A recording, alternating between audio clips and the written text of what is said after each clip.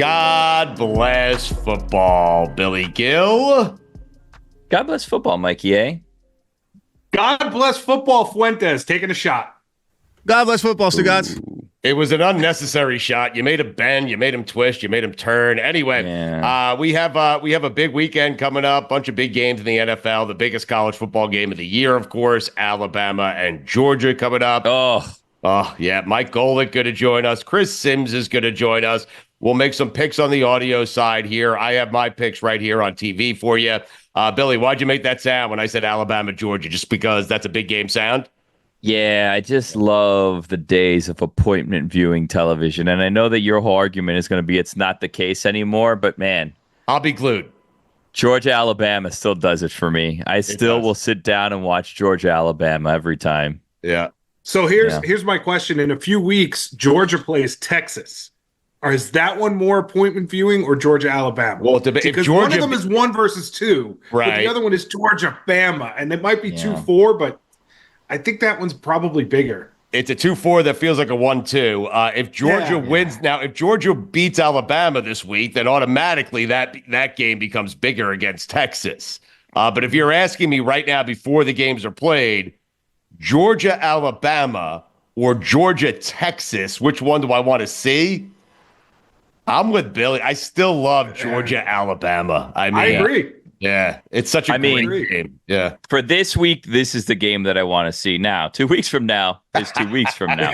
And by the way, 2 weeks from now, that game will be for number 1 in the country, right? And it could be a situation where like the one like flips again. Like if Georgia beats Alabama, they may become the number 1 team in the country after this week. So, guys, listen.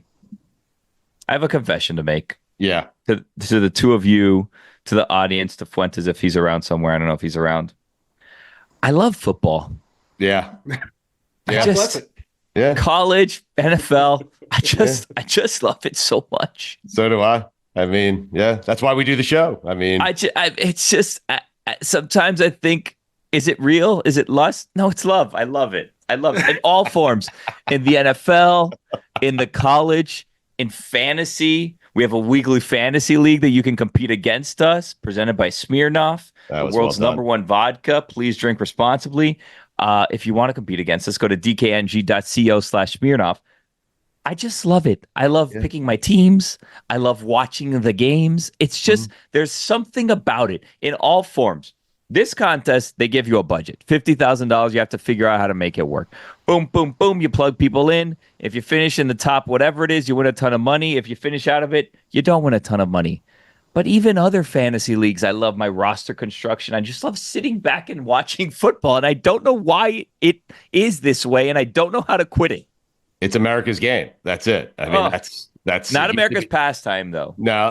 Well, I'm not certain. I think we're inching closer towards it being America's pastime because no one cares about baseball. I'm sorry. I think baseball is safe in calling itself America's pastime from now until the end of time because I don't think anyone uses the word pastime anymore. You know what I mean? So like it doesn't really come up in conversation. You're right. It's like, how do you like to pass the time, fella? And it's like, oh, my favorite pastime is football. Like, no one speaks like that anymore. So baseball did a good job of branding itself America's pastime because no one will take that word and actually use it to describe anything moving forward. So it's fine. Let me throw a wrench into the question we were asking earlier about the game you're most excited for, because if Georgia wins, it would naturally be Georgia, Texas in 2 weeks. But if Alabama wins, Billy, that same weekend, you love football, Billy. It's a big weekend coming up in 3 weeks. That same weekend, if Bama wins, they would play Tennessee. How about that? It's a big weekend regardless. Is this October 12th weekend? Yes. October 12th is something that has been on every college football fan's calendar since the schedule came out. Like I think October 12th circled is like it, right? Yeah. The biggest college football weekend we've had in a long time. And then October 19th, more big games. It's just football. It's just football. It's incredible. And that's just Saturdays. Then you have the Sunday games, which is the NFL. And then Monday, a pair of Monday night games. I mean, well, hold on. Don't forget Thursday.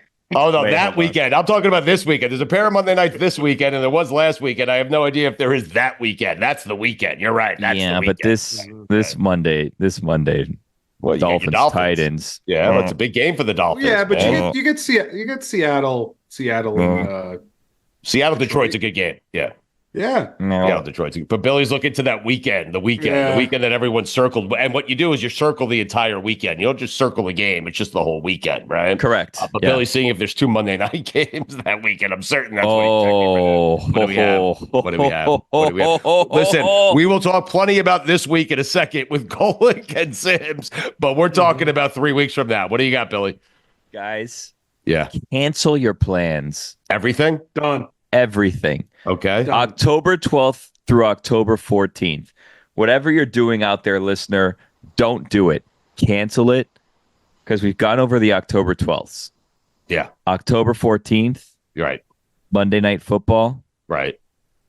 Bills at Jets. Oh, my God. Jets, oh, my God. Oh, my God. I love football. Jets, Bills.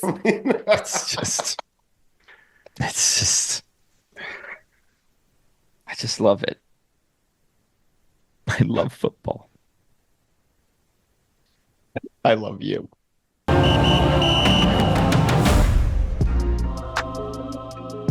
We are well into the college season. We're into the NFL season, Mike. We're starting to find out who's who. I mean, this is very exciting, Mike. Well, yeah. I mean, usually about a quarter of the way into the season, especially in college, it takes a little bit of time because they have no preseason games. But even in the NFL, you kind of find out who you are, and you find out who the MASH unit teams are. Like the 49ers are certainly one of them this year. But if you're going to get hurt, better to get hurt early than late. You have a chance to heal up during the season and have your guys available at the end of the season. So it is amazing 4 weeks in the trends we find. I want to talk to you about some of the big games this weekend, and we will in just a minute. You got Notre Dame, Fighting Irish, taking on Louisville. That's going to be a tricky game. You have Penn State, Illinois. You have Alabama, Georgia, of course, the big game of the weekend. And there's a situation at UNLV I want to get into with you as well. But within the NFL, Mike, it is interesting because I noticed you have your Eagles jersey on. You played for the Eagles. It's not a jersey; it's a shirt. I'm sorry. It's a boat. That's a boat. Oh my God! It looks like the Eagle. Now listen, with the microphone right down the middle there, it looks like 2 wings. Does it not? That's a boat on the trailer. It's a boat. I'm going to get no support on this. No, you're not. No. Everyone can see it. It's hard to support you. Okay. I mean, no. Put the boat right in the middle, right there. That does not look like 2 wings of an eagle. You're right. No. You guys are right. No, you know what? You're right. It doesn't. It doesn't. Anyway, Mike played for the Eagles, so I'm interested here, Mike, because they're 2-1. They could easily be 3-0 if not for a Saquon Barkley drop. You have a coach in Nick Sirianni, who I think is the only Eagles coach in the history of the Philadelphia Eagles. I am rattled by what I just did. That has made the playoffs in his first 3 seasons, including a Super Bowl, including being a play away from beating Patrick Mahomes and the Kansas City Chiefs. And yet here he is, 3 playoff appearances, 2-1, should be 3-0, and he's on the hot seat. Should he? I listen. At the end of the day, it's about winning and losing in pro sports. And when they were 10-1 last year and then just folded, you could understand. And then you go to 3 different offensive and defensive coordinators in 3 years. So it's 3 different systems that you're learning, both offensively and defensively. But they still, like you said, we're making the playoffs. But it just seems like there's I don't know if it's a butting of the heads or just a miscommunication with Nick and with Jalen. And that's who you got to have one of the best relationships with, is with your quarterback. Not to say that everybody needs to be singing Kumbaya. You can win without that. But we thought last year at 10-1 was a great team, but turns out it was a flawed team, especially when injuries came into play and the linebacker position and the secondary. They hadn't had a lot of pressures early in the season, but boy, that New Orleans game, that D-line, especially Jalen Carter, was just a man amongst boys in that game. And you're right. Now they got a Tampa Bay team with Baker Mayfield, the gritty quarterback. It's a interesting matchup. Mike, speaking of quarterbacks, is Josh Allen the best quarterback in the NFL? Josh Allen is the best quarterback in the NFL. I mean, he is just, you know, and the thing about it is we talk about Stephon Diggs being gone. That was the big name, but he wasn't as productive the last half of the season. They switched a lot of players at a lot of positions. They were one of the big movers of releasing players or players leaving and bringing in new players. And they have all gelled very well together. James Cook coming out of the backfield has been fantastic. Amazing. And Shakira has been great out of the slot. Then Josh Allen obviously running the ball. So, and the defense, those two interior defensive linemen led by Ed Oliver, I have their game this week, Buffalo at Baltimore. And man, I am looking forward to it. But Josh is really playing some ball. Billy, how do you feel about that? I mean, Mike Golic just said that Josh Allen was better than Patrick Mahomes. I mean, this seems to be the thing that's happening right now. Like Josh Allen's having a moment. People are kind of buying in on Josh Allen. He did also, the Bills did get off to a hot start last year, and things kind of, through 3-4 weeks, then slowed down. So we'll see. I mean, it's early in the season still, right? That's exactly right. We're talking about right now, and that's what we do. We make these week to week, definite statements that change week to week. But right now, Josh Allen is playing better than Pat Mahomes. I just did the Chiefs Atlanta game, and they just, Pat looks off. Normally hitting receivers in stride, but throwing behind, underthrowing for an interception in the end zone. And listen, he's the first to admit he's not happy with the way this offense is playing. Kind of like last year when they won the Super Bowl, but he wasn't happy with the way the offense was playing. But yet here they are undefeated. They're pulling out wins by not playing their best on offense and not playing their best on defense right now. As I said, bottom line in pro sports, W's and L's. Mike, what do you think of that? I know you're covering the game. You can't make an official pick, but help us break that down a little bit because it is the big game of the weekend. The Ravens need another victory. The Bills are trying to stay undefeated. What do you think about that game? Well, I mean, listen, it's Derrick Henry running the ball, against two like I said, really good interior D tackles for Buffalo. So between the tackles is going to be interesting to see how that goes. You look at the secondary for Baltimore, 4 different players in the secondary have given up over 100 yards in receiving. So they have been susceptible to the pass. They've only given up one run of over 10 yards, but they've given up 28 big passing plays. So they are struggling against the pass with the secondary. So that's obviously where I would look for Buffalo to attack in this game. Mike, I'm looking at your shirt and I see you have a tiger on there right in the middle. So I want to ask you about the Cincinnati Bengals. Man, I'm not going to live that one down. Man, I knew it. And nor should I, by the way. It's clearly a vote. Nor should you. I want to ask you about the Cincinnati Bengals. I mean, this is a team that a lot of people are picking, we're picking to go to the Super Bowl. And here they sit, not able to get a win again. So, a lot of people talk about Joe Burrow and the offense. And And like we talked about, you kind of throw out their first 2 games because while Zach Taylor's been there, he's 1-9. The team is 1-9 in their first 2 games of the season during his tenure. But then they give up 38 to Washington. Listen, you score 33, you should win. But their defense has got some problems. Their defense absolutely has some problems in stopping people. So that to me is the worry. Them scoring points is not a big worry for me. The running attack is a little iffy to me, but their passing attack with Burrow and T. Higgins was back, and obviously Jamar Chase. The offense can put up points, but are you going to get into a score-for-score game because your defense is kind of the part of the team, certainly last week, that let them down? Mike, Brian Kelly was on this show with us last year. He told us that Jaden Daniels was going to be the best player in the draft. He's biased. He was his coach at LSU. But Jaden Daniels, at least early on, looks like he is going to be the best player to come out of this draft. Are you surprised by that? No. I picked him as Offensive Rookie of the Year. Wow. I thought because of his running ability and with that kind of newish offensive line that he would have to run some. And he's run the second most. He's run 38 times, averaged 4.5 yards a carry. And I don't think we've seen how dangerous he can be with his legs just yet. We're seeing his arm. is doing a great job. He hasn't turned the ball over. 80% completion right in that area there. It's been ridiculous.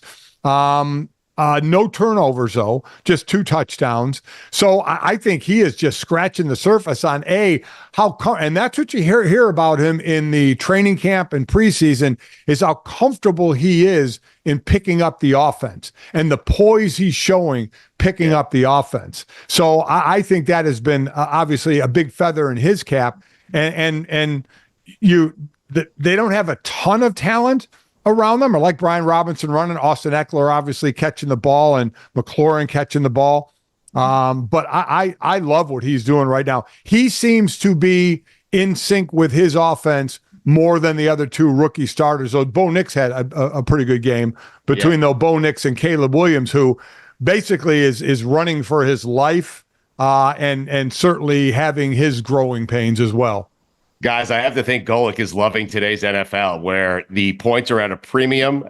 Defense is back. Running game is back. You love this, Golic. Look at that smile on your face. You love it. It's football, Mike. Well, until, like Mel Kiper said, they outlaw the cover 2, and take it out of football. As I said, I love Mel, but that was just a bad statement. Listen. The scoring is down. Defenses are saying, hey, if we can play to cover 2 and stop the run, we're golden. Offense, do something about it. And what the offense needs to do about it is they need to run the ball. They need to run the ball effectively. But I think what you're seeing is, because of cover 2, you're seeing short passes, you're seeing hitches, you're seeing slants, you're seeing short crossing routes, and you try to get yards after the catch. So you're not getting the big hitting home run balls anymore. And then if you methodically move the ball down the field, when you get in the red zone, the field shrinks. And now it's tougher to complete that pass in the end zone, because you have the end zone obviously as another defensive person. So you're seeing more field goals. So it's time for the offense. It's kind of like when Buddy Ryan ran the 46 defense in Chicago and then brought it to us in Philadelphia. I mean, we were devastating with it for a while, and then the offense figures out, well, if we can run the corners, run the outside off tackles effectively, you can break the 46 a little bit. It's just a chess match. What's working offensively? We know rules are set up for the offense, but this particular defense is working now in the NFL, and the offense has to find a way to break it.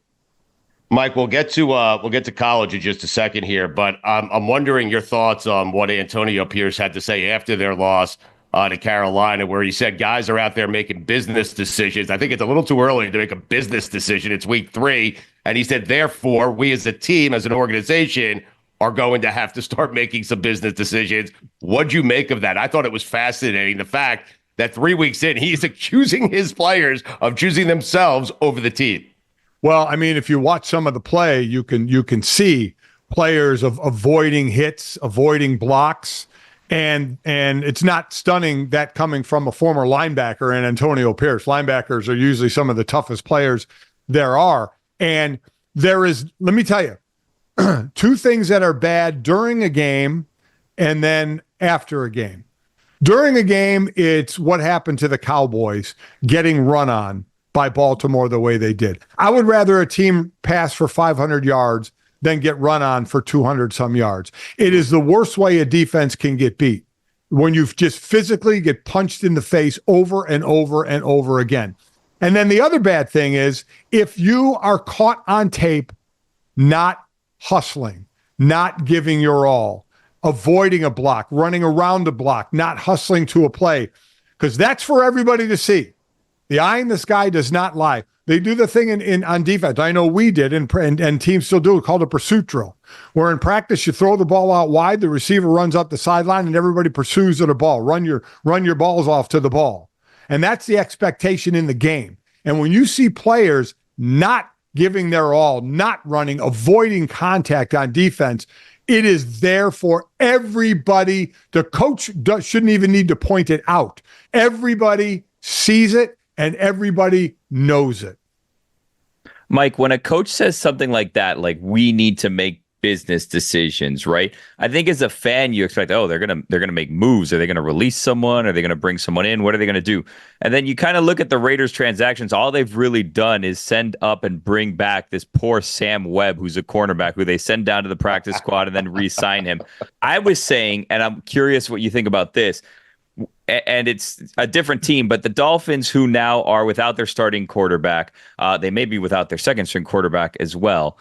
They are now, the season seems to be getting away from them, right? Which I guess is what the Raiders fear may be happening.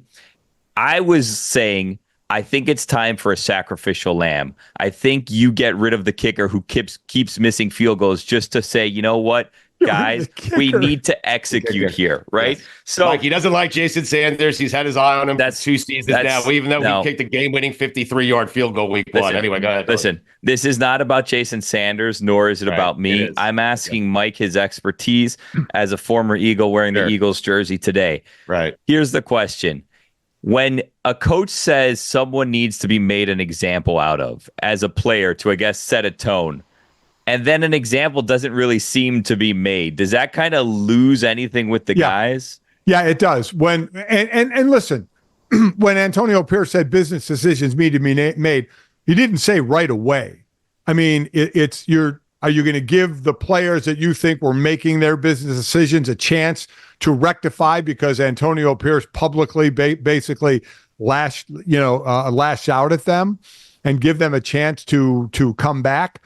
He may be doing that because you can obviously tell if a business decision was being made by the coach. You would see it in the transaction, just like you said. And right now, now we don't know if a player has been demoted to second team and another player has been made first team. You don't know if a normal starter is now splitting reps and they'll split reps in a game. That could be happening. And that won't show up in transactions. So that could definitely be happening. That's something we don't know because we're not at practice, and we won't know until the game, until if we see guys rotating in there who normally have been playing the entire games. Mike, how would your team? We did see last year something similar with the Bills, right? Where the Bills started falling, and then all of a sudden, Sean McDermott was facing criticism, and he said, you know what, Ken Dorsey, you got to go. Then things turned around all of a sudden, and everyone was questioning at the time, well, hold on, how is Ken Dorsey to blame here? Ken Dorsey was viewed as like the next head coaching candidate. This seems like Sean McDermott's just trying to save himself. And then, boom, all of a sudden, the Bills get back in the playoff picture. Now they're 3-0. People are saying, you know what, they may be a favorite to make the Super Bowl. Granted, it's early. But sometimes those decisions do end up turning things around. Oh, yeah. I mean, sometimes it just doesn't click with an offensive coordinator and a quarterback, Luke Getsy and Justin Fields, Matt Canada in Pittsburgh, and whichever quarterback was quarterbacking. I mean, sometimes it just doesn't click, and sometimes it does click with a new one, like it's clicking with Brady. Mike, how did your team back in the day, the Eagles, how would as making business decisions out on the field? Would that be handled by players like Reggie, you, Jerome? Would that be handled by Buddy Ryan? I think what Billy's clamoring for is, hey, if you're going to make a business decision and you're the coach and you're going to call it out, make a statement. Buddy Ryan would have cut that kid's ass, man. Buddy Ryan would have cut somebody. Yes. Literally. Or if not, would have obviously benched him. Yes. As I said, there is when all your peers are watching in film, and all the coach has to do is just rerun. Doesn't even need to use the pointer. Just rerun plays over and over again. You could see the guy that's kind of making his own business decision. And man, listen, with Buddy Ryan or with Bud Carson, I mean, that's just, you wouldn't even, you ran the ball, you pursued out of obviously wanting to make a play, but you don't want to get caught on film, not pursuing.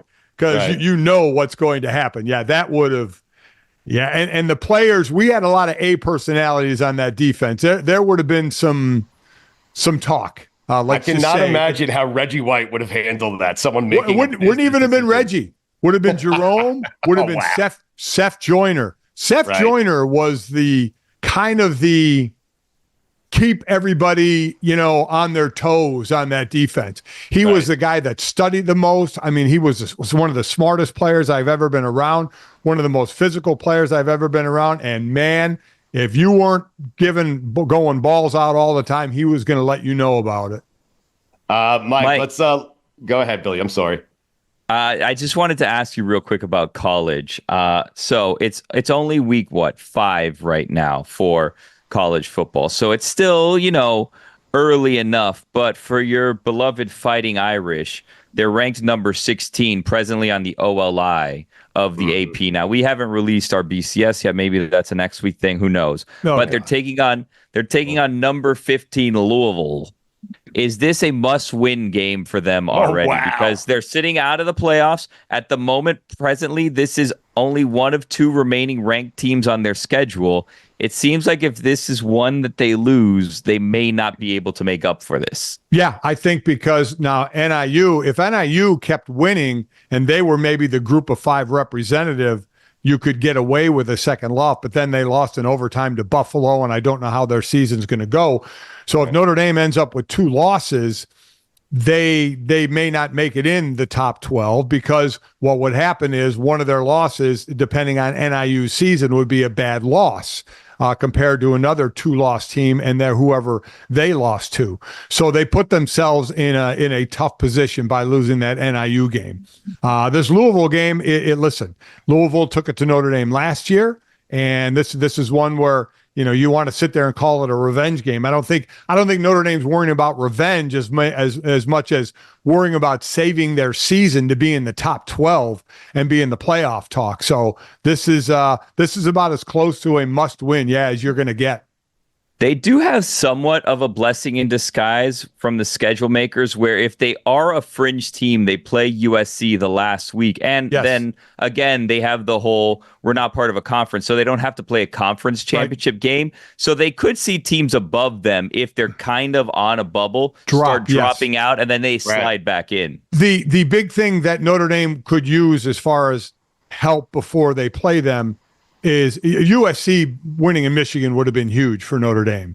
But USC continuing to win, they're sitting at 13 right now in the AP poll, for them to rise up more, to be in the top 10. And then when Notre Dame were to play them to get that win, to beat a quality opponent. So that's where, and it's a position Notre Dame put themselves in.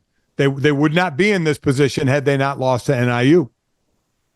What happens if Buffalo finishes the season with 1 loss? Notre Dame has 1 loss. Buffalo beat Northern Illinois. You lost to Northern Illinois. You're getting in. Like, Buffalo should get in, but you're going to get in. I mean, I won't even dignify that with an answer. So I think you know the answer. Yeah. Notre Dame's getting it. I think Notre Dame can get in with 4 losses. You want to know the truth? No. I wish, but no. Mike, how about Penn State, Illinois? Both teams undefeated. Illinois with a big win last week at Nebraska. This is an interesting one because James Franklin, they haven't played anybody, Mike, and he usually loses big games, but this is not a big game. It's kind of a big game, but it's not the big game that James Franklin really likes to lose. I happen to think Penn State is really good, Mike. I think they have a good chance of making the playoffs. What do you think about this game? Because Illinois, I'm telling you, that defense, sneaky good. Defense is sneaky good. Altmaier, the quarterback, has not thrown an interception. 10 touchdowns, no interceptions, and that's what it's about. It's about playing clean football. I do like Penn State a little bit more in this game, but you're right. The Illinois defense is a good defense, but we keep waiting for Penn State, right? We keep saying they were the third team. They were behind Ohio State, behind Michigan. Now, Michigan pulls off a big win by running all over USC. When you thought Penn State maybe could jump up and be that second team. Oregon hasn't looked great in the start of their Big Ten era. So we're still kind of waiting on Penn State, and this is a big game for them. How about Alabama, Georgia, Mike? Because here is my problem with the 12-team playoff. This game used to have so much juice, and it still does. It's the game of the weekend. Everyone wants to watch it. Everyone wants to see how Alabama stacks up against Georgia and Georgia stacks up against Alabama. But the reality is, regardless of who wins or loses this game, both these teams are making the playoff, Mike.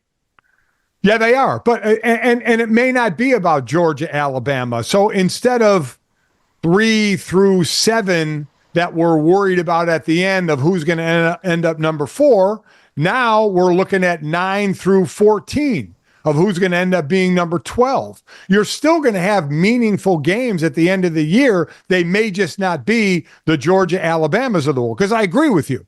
The loser of this is still going to make it. Now, you may have the option of those two teams meeting possibly in the conference championship game or meeting in the playoffs. Any two teams playing in the conference that play in the regular season could have a chance of playing 3 times. Regular season, conference title game, and in the playoffs. So you do have the possibility of, even though the loser, I agree, is going to get in, that they would meet again in the playoffs. So now it's just shifting differently of big games at the end of the year, just like I said, 8 or 9 through 13 or 14 of wins and losses. We've arrived at a very interesting time in college football, and we'll let you go on this note. Mike, want to get your thoughts on this. UNLV quarterback, they're 3-0. That team's undefeated. Quarterback's played well. He was made certain promises in terms of NIL and money that he was supposed to get that he has not yet gotten. So he redshirted. A team is 3-0. He is redshirted. What a fascinating time in college football. I'm okay with the kid doing it. If he agreed to something, he's not getting paid. Well, we have turned this thing into professional sports. So you don't want to play, you don't want to play. So it is turned into professional sports, and that's why I blame the kid's agent for this. Now, the money was promised by an assistant coach who really has no business promising the money, right? Because it's the collectives. Now, the coaches work with the collectives for money to be paid to players. Now, the coach offered him $100,000 if he came to UNLV. The collective is saying, we never heard about that. We never agreed to that. We never got that in writing. Now, all these players have agents. So I won't put it on the 18 to 22-year-old because we're just starting the world of college being true professional sports. It's always been kind of professional, but true professional sports. I put it on the agent. The agent hearing from the kid, oh, yeah, this coach promised me $100,000. No. You got to get that in writing. You got to get that in writing. And it's from an assistant coach, not the collective. They took his word for it, and now it gets lost in communication. So, but it is just an example of there are no guardrails up. There is nothing stopping anybody from doing anything, right? So I don't blame the kid either. This is a business. This kid's not going to be a pro quarterback. I don't believe he is. He's more a runner than a thrower. So he's looking to make the money while he's playing college, and that's fine. The system now says you can do that. But I put this on the assistant coach if he didn't tell the head coach or they didn't talk to the collective and get it as a deal done, and I put it on the representative for the quarterback to not get it in writing. But the kid wants to do it. He wants to do it. It's amazing before conference play starts with Fresno State. I know, a big game. The kid wants to do it because he now can do it. Like, I love the idea of Cam Ward. Like Miami's paid him everything. They get to the playoff and Cam Ward holds out for more money or else he's not playing in a playoff game because he can, Mike. Because he can, but that would just hurt him. Right. Okay. I know. This quarterback will try and get more money somewhere else, but it has to be before games in a redshirt. There was a specific reason to it. I highly doubt a Cam Ward is gonna pull that. No, number. I know, but it does beg. Like, each of these teams probably needs a GM, and someone should probably be overseeing all of this. You know? Oh, without a doubt, they need to treat it like pro sports and have actual, like Woj is going to St. Bonaventure to be the GM of the basketball team. Yes. You need to handle it like professional sports because you're dealing. Yes. You're dealing with players. The players in college have more ability to move than free agents in pro sports. It's amazing. Yes, right. If the Bonnies basketball team needs a GM, all the football teams need a GM. Okay? Yes, they do. Okay. Yes. All right. Check him out. Gojo and Golic every morning, 8 to 10 on the DraftKings Network, wherever you get your podcast as well. He's on the Bills and Ravens game. You got a good one this week, Mike. Yeah. Looking forward to it very, very much. All right. Say hi to Lamar Jackson for us and try to get him on the show, okay? All right. God bless football, Mike. God bless football. just want him for 40 minutes a week fighting with you, Billy. That's all I want. I feel like we're aligned this week. I don't know why, but I feel like me and Chris are going to be aligned here. Maybe. I mean, you're starting off good here. You're aligned with your hat and your background shade that you have and that weird G, whatever the hell it is. All right, let's see if they're aligned. Just hold on a second, guys. PFT with Mike Florio every day, the Unbuttoned Podcast, Football Night in America, Sunday Night Football. He's got Notre Dame pre-games. He is a busy, busy, busy man.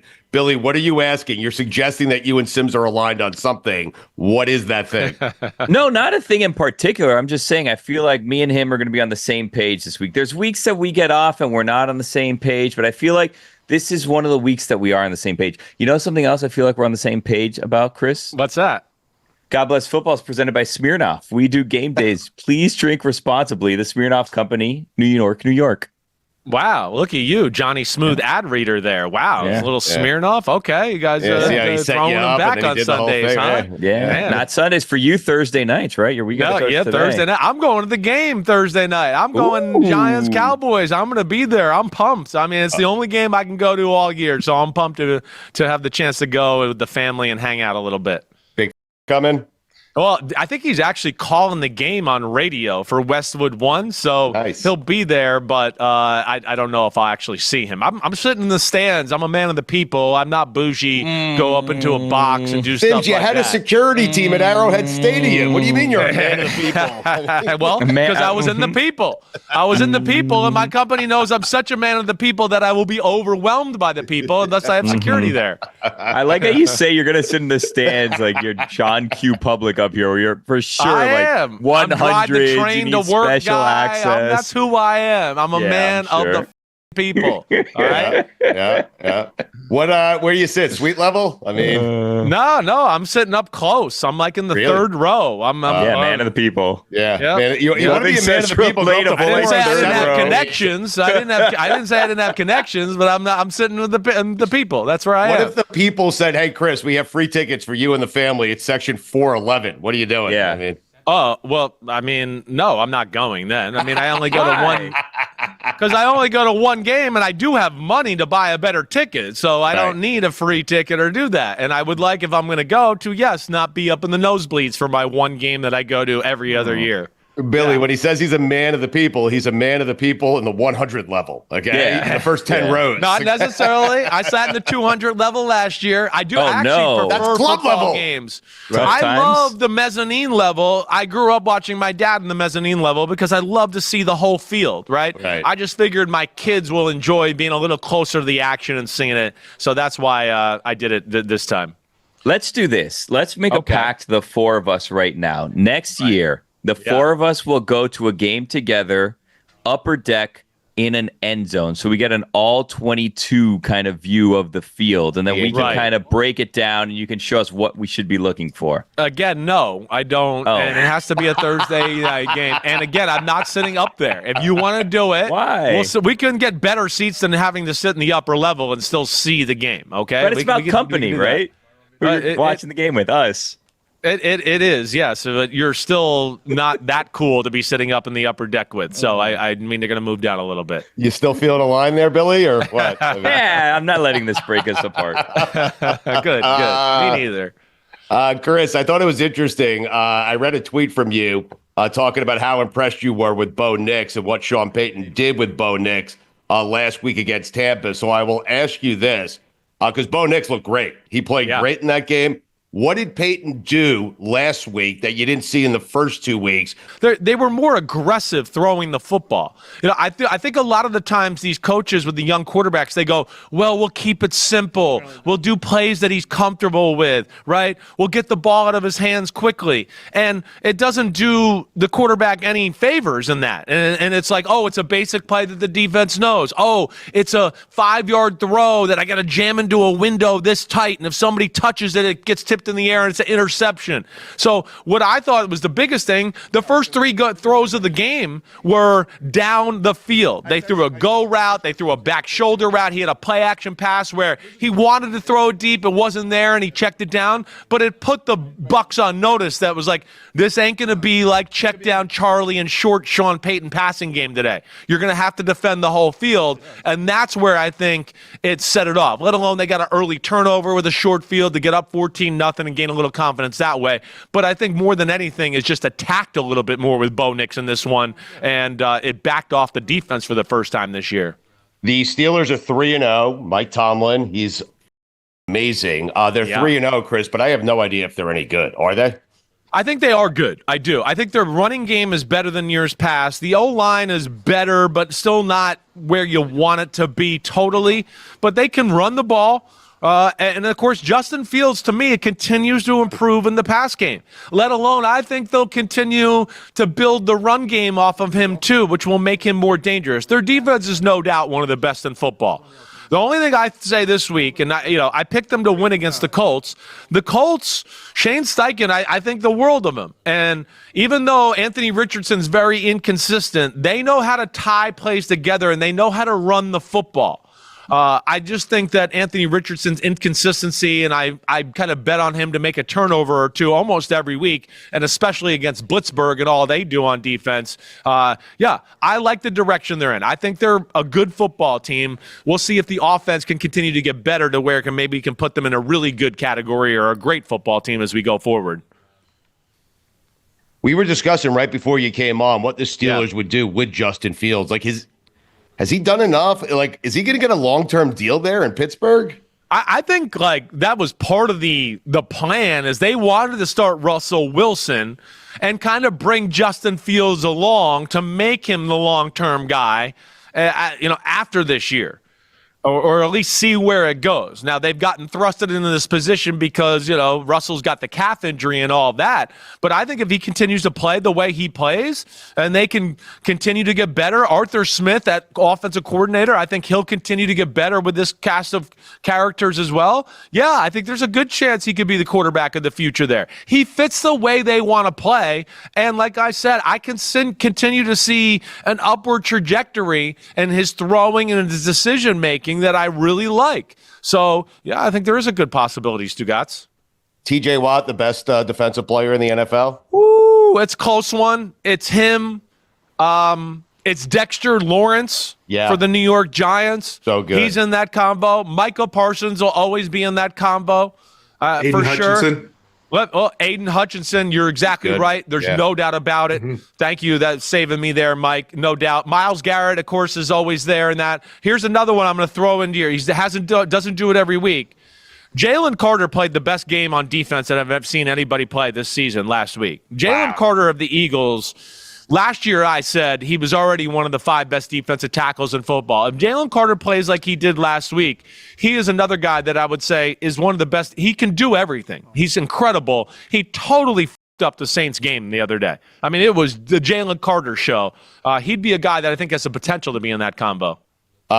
Chris, with the Eagles, are we making too much of what's going on with Sirianni, the clock management, never taking a field goal? Because they are 2-1. He's been to the playoffs the first 3 seasons as the Eagles head coach, a play away from winning the Super Bowl. Right. And they should be 3-0 if Saquon Barkley catches that ball. So are we making too much of what he does or what he doesn't do? They get dissected a little too much, I think, just because of the last year's offseason collapse on the heels of, a 10-point lead in the second half of a Super Bowl that you blew right to the Chiefs. So I think a little of that is a little of like, rolling downhill and people are looking to jump onto that, that phrase or that feeling, whatever. I do think they're a little bit arrogantly cocky at times, right? I don't understand that. I'll say that about both teams last week in the Saints-Eagles game. It was a field goal game. Offense was an issue.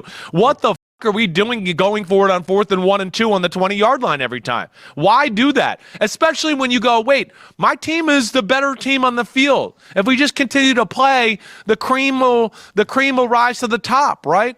I still say watch out for the Eagles. The Eagles what you saw, the defense last week, they're still getting a feel for the Kellen Moore offense. Jalen Hurts turns the ball over too much, but he is better playing in the pocket and throwing the football. And Saquon Barkley is the superstar we all knew him to be, if anybody could ever block for him. And look at the rockets up his ass when people block for him. He is amazing. Chris, the 49ers are 1-2 right now. They could be 2-1. They could have won that Rams game. But health and injuries are starting to stack up now. McCaffrey's going to be out for a while. Debo didn't play last week. He hasn't practiced so far this week. At a certain point, because Kyle Shanahan has been really good throughout his career of kind of making do and kind of working around injuries and people being out and just making things work and continuing.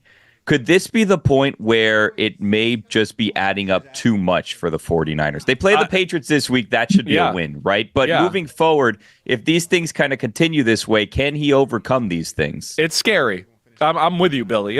We're getting to a point here where it's like, he's great, but damn, he ain't God. He ain't going to be able to transform everything here. I mean, damn, like you said, it's, Trent Williams less than 100%, the McCaffrey thing, you said it all. I mean, yeah, so I worry. And that was a devastating loss last week. I mean, they were 3 or 4 times in that game where I'm going, they're about to put them away and run away with this one. What? Oh, they hung around. Oh, the 49ers made a mistake. Oh, wow. So, yeah, I mean, we'll see where it goes. But Javon Hargrave going out this week, that hurts, and I think even in this matchup. Right? Just New England can I think run the ball, and I think they will run the ball a little bit on the 49ers and make the game a little uglier than they would like. But I'm concerned, not panicked yet. Like you said, they could easily be 2-1. They could even be 3-0. We know Minnesota's really good. I'm not giving up on them yet, but I am concerned, definitely. Another injury or two, I will be like, oh, wow. They're not going to be able to match up with the elite teams in the NFC with the state of their team right now. Chris, Minnesota is interesting. They have Green Bay this week. They're undefeated. Sam Darnold's playing great. We were discussing right before you came on, like, is Darnold doing it? Like, is JJ McCarthy losing his job? No, I mean, no, but Sam Darnold's winning a job somewhere into next year. But not there. Chris, if he continues playing like this, why would they just sign him there, right? Listen, they're going to have to make some tough decisions. He's going to continue to play like this. I know I said to you guys, and I said before the season, Sam Darnold has more talent than Kirk Cousins. He has more potential to do greater things in that offense than Kirk Cousins ever did. So that's where you say, watch out. Let alone they can run the football this year. Their defense is even better, and it was a pain in the ass to begin with anyways. So they got a lot of things. Like, we got to start Vikings and the Packers in this game. I think both teams, and less Vikings now, are flying under the radar. Like, we got to start saying, like, no, these are some of the best teams in the NFC. This is the hierarchy of the NFC. I don't give a if Jordan Love's in there or Malik Willis is in there. Green Bay is really good. Their roster is loaded. They're every bit as good as a healthy 49ers or the Eagles like you saw in week 1, whatever. So I think this is a big-time matchup. I actually took the Packers to win it because I think the Packers D and at home and the way they run the football will pose some problems to the Vikings. It's a close one. But, yeah, they might have some really tough decisions after the year. I don't know where it's going to go. It's hard to, even if they go to the playoffs and make some noise, wait, we have the number 9 pick in the draft. We thought he's the future of the franchise, and I still think they'd find a way, unless they win the Super Bowl, to move on to J.J. McCarthy.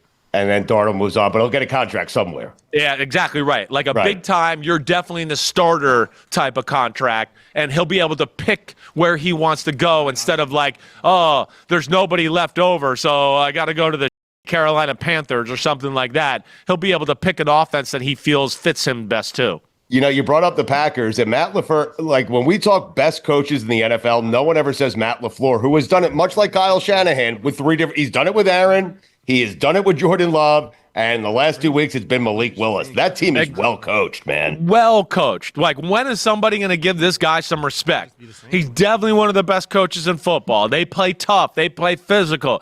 He dealt with Aaron Rodgers and the audible crap. He dealt with Aaron Rodgers and the Jordan Love crap. He dealt with Aaron Rodgers not playing good and having to deal with that. And then Jordan Love last year and what you're seeing now. Yeah, he's awesome.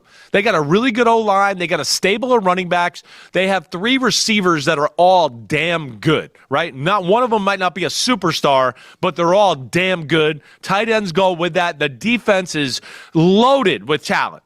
Their front seven is deep, talented. They've got good corners. I'm telling you, they got it all in Green Bay. And they're learning a new defense there, too, with Jeff Hafley that just continues to get better and better, too. Don't sleep on the Packers. They are a Super Bowl caliber type of football team with Jordan Love or even without him. I'm telling you, Malik Willis is damn good, too. Right. Another coaching question, Chris, down in Miami, Mike McDaniel. Everyone praises him, offensive genius. This is a guy that, one of the best in the league, right? And you've been critical, to an extent of Tua in the past. And for whatever reason, when Tua's out, things don't work out. His backups haven't been great, right? Skylar Thompson, Tim Boyle are not great options. So some of that goes to, roster construction, Chris Grier, the general manager, whatever, right? But at a certain point, I guess, when does criticism go to Mike McDaniel? Whenever Tua's out, things just seem to fall apart. And then how hard is it to bring someone in and have him work in McDaniel's system to have it actually succeed? Yeah, I mean, it's I think it's the system's a lot, right? They put a lot on the quarterback. So that's where, hey, the starter and the amount of reps he gets and all of that's a big deal. And we know Tua's, taken the bulk of that over the years. Skylar Thompson's still kind of a young quarterback that way, right? They did pretty good 2 years ago, kind of weathering the storm with the backup quarterback situation and stayed competitive, right, in the wild card game against the Bills up in Buffalo. But I hear you. The offense feels nowhere near the same unless Tua's in there. It's been built around Tua. Tua's got great feel for it, right? And the one thing is, with it not being a down-the-field passing offense, it is all about those short passes and touch and rhythm and a little bit of timing and throwing the ball maybe before guys get into holes and all that, and that's where Tua is very good. And it's not easy to replicate that department. You know me, my problem with Tua is when that stuff taken away, there's no other answer after that, right? That's the issue. But when it comes to the meat and potatoes of that play, though it plays, I mean, yeah, he's the ultimate point guard for that offense, and I don't think it's that easy to run it and feel the little tricks with some of the quick decisions you got to make and all of that, unless you've had reps and a considerable amount of time running that offense. And that's where we're seeing it. And yeah, I think Mike McDaniels is going to have to adjust a little bit into, hey, maybe more basic type of stuff. And as we play more, we can grow it and get more into what we want to do all the time. And we'll see if they can weather the storm and still be successful that way. I think it's a tricky game against Tennessee this week. I picked them to win, but I don't feel totally confident about it. Well, and in fairness, too, right? Like, Tua didn't look good the game that he got concussed. They were getting blown out. He wasn't doing great, and teams seem to have just removed Tyreek Hill from the equation so far this season. He hasn't really been a factor. And Tennessee, I think, is tricky because if you remember, last year Tennessee came in on Monday Night Football when the Dolphins had an opportunity to clinch the division, and they upset them. And then the Dolphins ended up not winning the division, getting in as a wild card, having to go to Kansas City, and losing that first week with the brutal weather. So the Titans knew something last year, and it's going to be interesting to see, I guess, if they still have McDaniel and the Dolphins figured out. No, I don't know, and that's ultimately why I picked Miami. Last year it was, Mike Vrabel defense, right? So I kind of felt like, hey, they got the tricks there. They know what to do. I don't necessarily feel that with Tennessee all the way. So that's where, and I don't trust Will Levis. But to your point, we are where we are here because a little bit of, it's Buffalo and McDermott, and they knew how to take away the tricks of the offense. And then it was like you said, oh no, now Tua, all those quick throws we're talking about, all that, he has to throw the ball down the field, and it became a disaster. I mean, let's be honest, right? It was a disaster. So that happened. And then you play, hey, Mike McDonald and the Baltimore Ravens. I mean, they dominated Miami last year in Baltimore in late December, if you don't remember. So he has a feel for that offense too. I mean, they won 59-17? So that's where I think they fell into a little bit unlucky with some coordinators who do have a feel for their offense. I'm not sure Denard Wilson of the Titans has that, right? But yeah, they got to find more ways to get the ball into Tyreek Hill and more ways to push the ball down the field to just open up some of these underneath windows for whoever's playing quarterback to get back to that Mike McDaniel stuff that you guys do so well.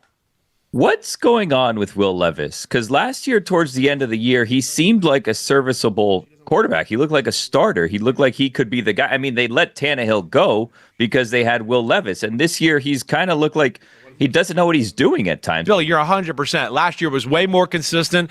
But last year, too, I feel like they didn't put the burden on him quite as much. They ran the ball. They knew they had to play defense. They weren't going to let him throw the ball every play. They're not quite as good that way this year. They can't run the ball at will. They have relied on him having to throw the ball and make plays in the pass game and do all of that. And he's just tried to do too much. That's where I think Vrabel's messaging of like, hey, dude, if it ain't there, throw it away or run, and all of that was great. Now he's trying to run the offense. He's trying to take that next step in his development a little bit. And yeah, he's lost his line of demarcation of like, wait, no, this is stupid and this is aggressive. And he's done way too much stupid. And you saw that a little bit in college at times. And that's what you're worried about. We'll see if he can get it right. But yeah, he definitely makes me nervous right now. Chris, what has impressed you the most about Jaden Daniels? Oh, man. He's so good. Oh, what's not to like? I mean, first off, he's just such a consistent, smooth, accurate thrower, right? Whether it's down the field, over the middle, whatever. He's so calm at all times in the pocket. They've protected really well, which has kind of been surprising to me. They've done really well there. So that, you can see that the bright lights of the game and all of that in the NFL are not too big for him. And the other aspect that I think goes overlooked, where he has an advantage over these other young rookie quarterbacks, he's running the same offense he ran in college. Cliff Kingsbury, the guy he played for in LSU, they ran the same offense. Mike Dunbreck, who's now the Notre Dame offensive coordinator. And yes, so I think that's an advantage too, to go, wait, this lingo's the same. I know the rules, all that, and that's helped him out. And Cliff Kingsbury, I think, has done a good job of staying a little patient with the run and mixing things up more than I've seen Cliff Kingsbury in the past. We'll see if that continues. My one problem with Cliff Kingsbury is we get to like week 8 or 9 of every year and I go, wait, he has nothing more to add. There's no more tricks. There's no more wrinkles. Everybody's all over their stuff. I hope that doesn't happen, but Daniels is phenomenal. By far, definitely the best rookie quarterback so far, for sure. I've got my entire life never being calm watching a Jet game, and I was surprisingly calm watching last Monday's Jet game. I like competent quarterback play is not something me and Mikey Thursday, are used to. It was a weird feeling. I don't know how to feel moving forward. I said earlier this week on the Le Batard Show, if the Jets want to prove to me that this is real, they will not only beat Denver, but beat them by 21 points at home. What did you see out of Aaron Rodgers? If he just continues to do that, they're going to be good, right? Yeah, definitely. There's no doubt. I mean, again, yeah, it's an all-time great quarterback. He's, but I would say if he was in other situations, he might be the greatest quarterback ever. There's certainly arguments to be made there. I mean, as far as we talked about it, he's still got one of the quickest releases in football. He's still one of the best decision makers to ever be in the history of the NFL, right? What he does before the snap and figuring out defenses and all that is special. And that's where New England was so bland and stagnant last week. Right. I was like, are you kidding me, New England? Like, he's going to tear this up if you just sit here and play cover 2 and cover 3. Like, he ran that like Joe Montana or Steve Young in their prime in the West Coast last week. That's what was awesome. And no, I think it would only get better. I liked that you saw him move around a little bit more again, hopping in the pocket. So it just has to be good on offense. It doesn't have to be great. If it's good and he takes care of the ball with that defense, you guys are going to be a handful and have something to say in the AFC, and I expect you to beat Denver at home this week for sure. All right, 2 more. We'll get you out of here. It's the weekly question that Billy should be asking. He doesn't want to ask. I'll ask it for him. Is Trevor Lawrence good? Yeah. he's good. We need more, right? I mean, we're not paying him to be good. They're paying him to be great. And like what I said on my pod a little during the week, it was like, where's the Trevor Lawrence from 2 seasons ago where halfway through the year started to take over games and make plays and all of that, right? I've always questioned how great of a thrower he is. That was one of the reasons I made Zach Wilson 1 and Trevor Lawrence 2. Yep. He has a really strong arm, but I would say he's not a great passer. There's not great touch. The accuracy, like you saw with the bad interception down 20-3, the guy's wide open over the middle. You can't miss him by 5 feet over his head. Not in that moment. And then also, like a Josh Allen or Mahomes, when their teams are down, what do? They start to press the issue, right, guys? They make plays. They start to go, damn, I'm going to have to scramble. I have to move in the pocket. I might have to throw this ball into a tighter window than normal. Like, I got to start jump starting us, getting some energy. That's what I don't like about Trevor Lawrence, where I think he can improve his game. Let alone, I don't like their offense. You guys have heard me say that. It's so basic. It's so West Coast. Every throw was 5 and 6 yards down the field, and it doesn't do enough. They don't do enough. So between that and then they're not a great running team either, that doesn't help him out. But show some emotion, get pissed off, carry the team a little bit is what we want to see from Trevor Lawrence. Billy, we have the perfect guy to ask, considering his dad was a Giants quarterback. He loves the Giants, man of the people, going to the game, all that stuff. Eli Manning, first ballot Hall of Famer? No way. Absolutely not. Thank you. I mean, I mean, again, if he just, I'm like, I know he had 2 of the greatest runs ever, right? But it's a guy that a lot of the years the Giants were underwhelming because of him. That just like, I don't understand. We never said he was a top 5 quarterback almost in any season ever. He might have had 1. Yeah. So, barely had to win the last game of his career to be a 500 quarterback. I mean, he played 1 home playoff game in his whole career. So those to me do not mean first ballot.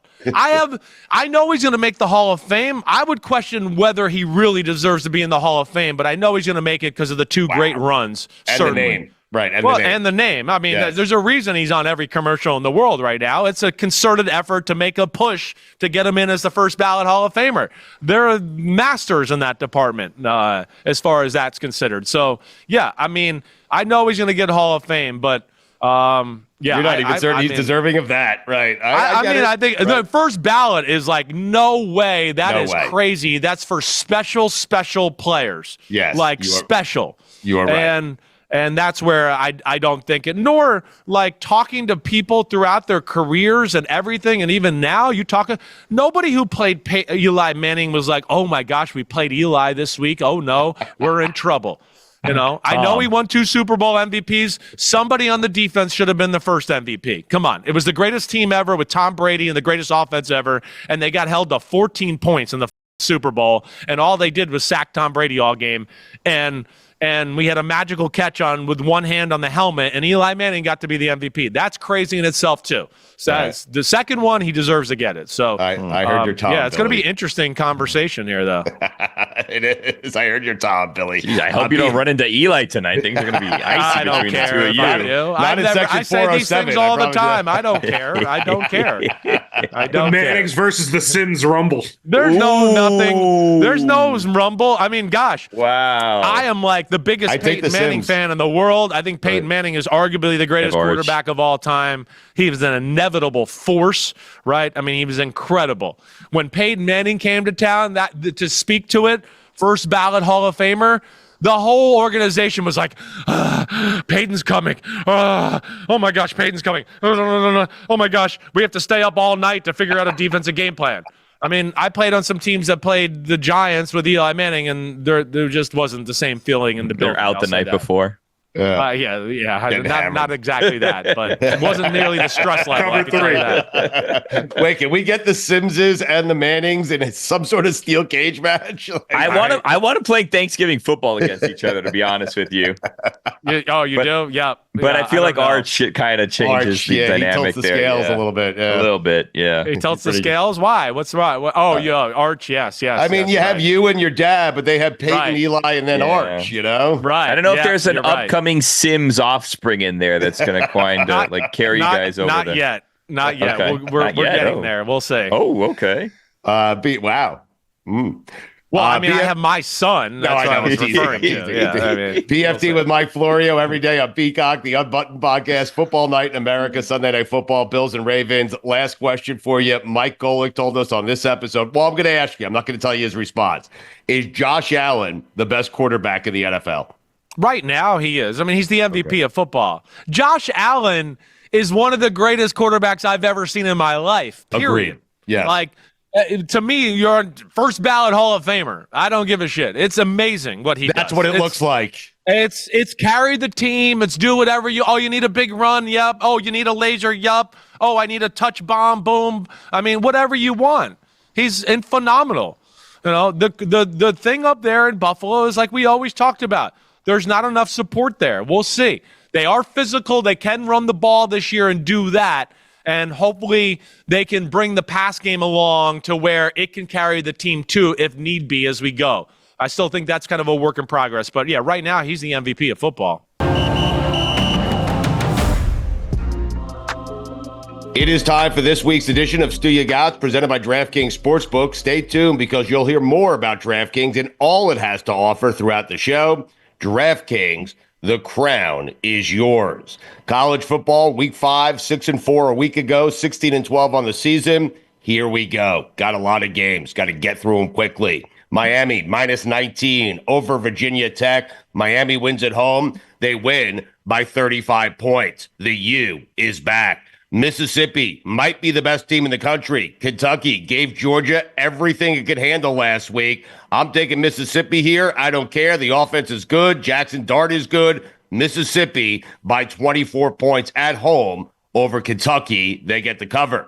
Michigan at home, coming off a big win against USC. They're minus 9. They're taking on Minnesota. Michigan wins. Michigan covers. Michigan by 14 points at home. Indiana, sneaky good team, minus 7, taking on Maryland. Buy it down to 6.5. I'm taking Indiana here. They win. They cover. The Hoosiers by 10 points. Buffalo plus 6.5 at UConn. I know nothing about UConn.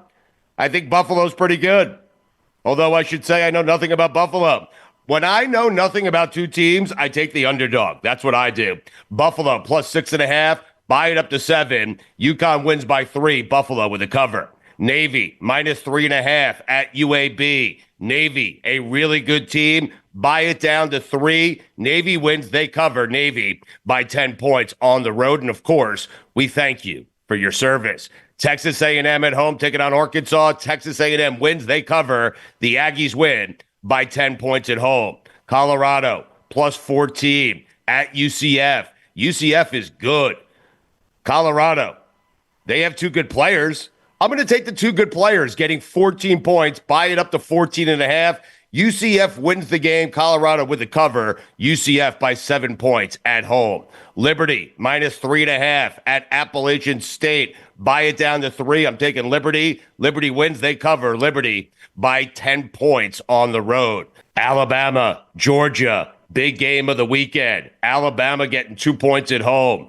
Alabama's the better team this year. Alabama going to win the game, going to cover. Alabama wins by 10 points at home over Georgia. Another big game. Illinois, undefeated, taking on Penn State. They're undefeated. James Franklin never wins a big game. I'm not certain this classifies as a big game. That's why they're going to win, but they're not going to cover. Penn State by 6 points at home over Illinois. I'm taking Illinois plus 18. Penn State wins. The Illini cover. NFL, week 4, 4-4 last week, 12-12-1 on the season. Jeff Fisher, Packers minus 3, taking on the Vikings. Buy it down to 2.5. The Packers win. They cover. Packers by 6 points at home. Bucks plus 2, coming off a loss. They're taking on the Eagles. I have no idea how the Eagles are 2-1, the rare 2-1 team whose coach is on the hot seat. Bucks win the game outright and they cover. Bucks by 7 points at home. The Texans, I still believe, minus 6.5, taking on the Jaguars. Trevor Lawrence, is he good? No idea. Texans, by 14 points, they win, they cover over the Jaguars. Bears, minus 3 at home, taking on the Rams. Bears are minus 3, buy it down to 2.5. Bears win, they cover. Bears by 4 points at home. The Falcons, minus 2.5, taking on the Saints. The Falcons win, they cover. The Falcons by 13 points at home over the Saints. Big game. Bills, Ravens, Bills plus 2.5. Buy it up to 3. Bills getting a field goal. Bills win the game outright. They win by 4 points at Baltimore. They get the cover. Niners, minus 10.5. Taking on the Patriots. Buy it down to 10. The Niners blow them out. They win, they cover. The Niners by 21 points at home. And finally, the Lions taking on the Seahawks. Detroit's at home, minus 3.5. buy it down to 3. Seattle gets their first loss. The Lions win and they cover. The Lions by 9 points at home. Those are the picks, everyone. Good luck.